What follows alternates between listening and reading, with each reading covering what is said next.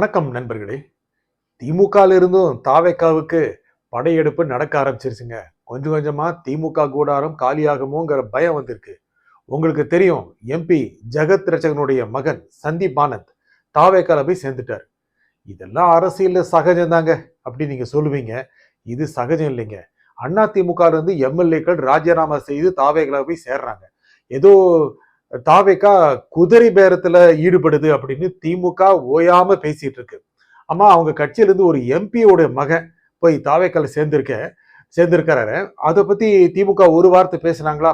எங்களுடைய எம்பி உடைய மகன் ஜெகத் ரட்சகனுடைய மகன் சந்தீப் ஆனந்த் போய் தாவேக்கால சேர்ந்துட்டாரு. அவருக்கு ஆசை காட்டி தாவேக்கா தன் கட்சியில் சேர்த்து கொண்டது, அவருக்கு பதவி கொடுப்பதாக ஆசை காட்டி இருக்கிறது. ஒரு வார்த்தை சொல்றாங்களா? ஏங்க சொல்லல? அதே மாதிரி திமுக எம்பி திருச்சி சிவாவுடைய மகள் காயத்ரி போய் சேர்ந்துட்டாங்க. ஆனா தாவேக்கால போய் சேர்ந்துட்டாங்க. இது அவ்வளவு பெரிய விஷயமா? பெரிய விஷயம்தான். ஒரு திமுகவுடைய சிட்டிங் எம்பியோடைய மகள் போய் தாவேக்கால சேர்றது பெரிய விஷயம் தானே. திருச்சி சிவாவுடைய மகன் உங்களுக்கு தெரியும், திருச்சி சூர்யா பாஜக போனாரு, வெளியேற்றப்பட்டாரு, இப்போ சிறையில் இருக்கிறாரு. அது வேற விதமான ஒரு ட்ராக். ஆனா ஜெகத் ரட்சகன் விஷயம் அப்படி இல்லைங்க. ஜெகத் ரட்சகன் அண்ணா திமுக இருந்தாரு, திரு ஆர் எம் வீரப்பனோட இருந்தாரு. அதுக்கப்புறம் திமுக ஐக்கியமானாரு. திமுகவுக்கு ஒரு மிகப்பெரிய பலமாக, பக்க பலமாக இருக்கிறார். அவர் நினைத்தால் பல்வேறு இடங்களை தன்னால் சுற்றி வளைக்க முடிகிற அளவுக்கு இருக்கிறார்.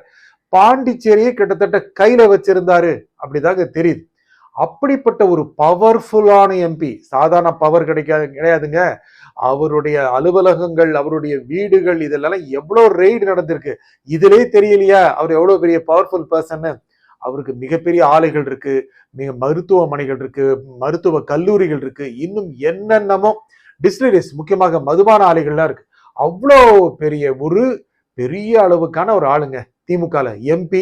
இன்னும் கூட அவர் எம்பி ஆகக்கூடிய வாய்ப்பு இருக்கு. வயது காரணமாக அடுத்த தேர்தலில் போட்டிடாம இருக்கலாம். அப்படி இருக்கும்போது அவருடைய மகன், அவருக்குன்னு திமுக எதிர்காலம் இல்லாமையா போயிடும்? அவர் எதுக்கு தாவேக்காவுக்கு போறாரு? ஏதோ மேட் இருக்குல்ல. என்ன அர்த்தம்? ஒண்ணு சொல்லுவாங்களே, குட்டியை விட்டு ஆழம் பாக்குறதுன்னு. அந்த மாதிரி ஜெகத் ரட்சகன் தன்னுடைய மகனை விட்டு ஆழம் பாக்குறாரோ? இல்ல மகா, திமுக எல்லாம் எதிர்காலம் இல்ல, போய் தாவேக்கால சேர்ந்துருங்க அப்படின்னு நல் அறிவுரை கொடுத்திருக்கிறாரா? அது நடந்திருக்குமா? திமுக காரங்க எங்க பொங்கவே மாட்டேங்கிறாங்க. சொல்லணும்ல, எங்களுடைய திமுகவுடைய மூத்த தலைவர் ஜெகத் ரட்சகனின் மகனை தாவேக்கா இழுத்து கொண்டு சென்று விட்டது. ஏன் ஒரு வார்த்தை வரல? அவர் சேர்ந்து ஒரு நாள் ஆகி போச்சுங்க. ஏன் ஒரு அறிக்கை வரல? என்ன காரணம்? அவமானம் தான்.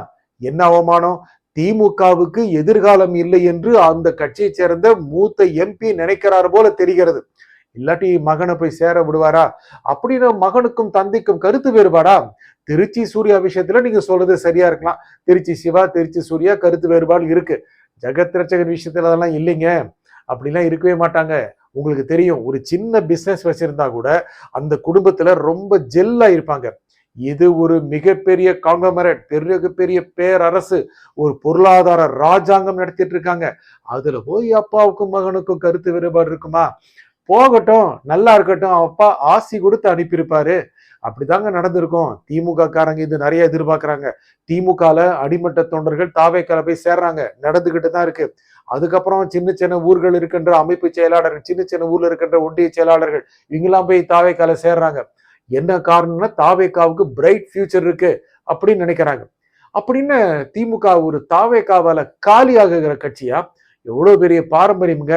இவங்க எல்லாம் எந்த வழியில வந்தவர்கள்? பெரியார் வழியில் வந்தவர்கள், அண்ணா வழியில் வந்தவர்கள், கலைஞர் வழியில் வந்தவர்கள், ஸ்டாலின் வழியில் செல்கிறவர்கள், உதயநிதி ஸ்டாலின் வழியில் செல்கிறவர்கள்.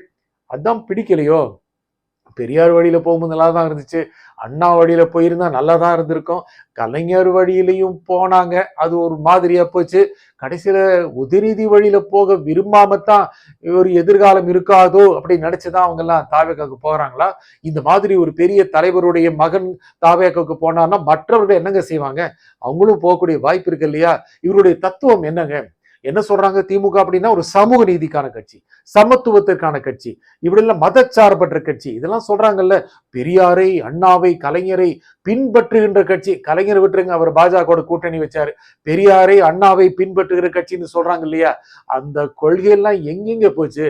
ஜெகத் ரட்சகர் இந்த கொள்கையெல்லாம் கடைபிடிக்கிறாரா? அவர் மிகப்பெரிய அளவுக்கான இந்துத்துவ சக்தி எல்லாம் பேசிக்கிறாங்க, திமுகலே பேசிக்கிறாங்க. ஏனென்றால் அவர் மிகப்பெரிய அளவுக்கான வைணவ பக்தர்.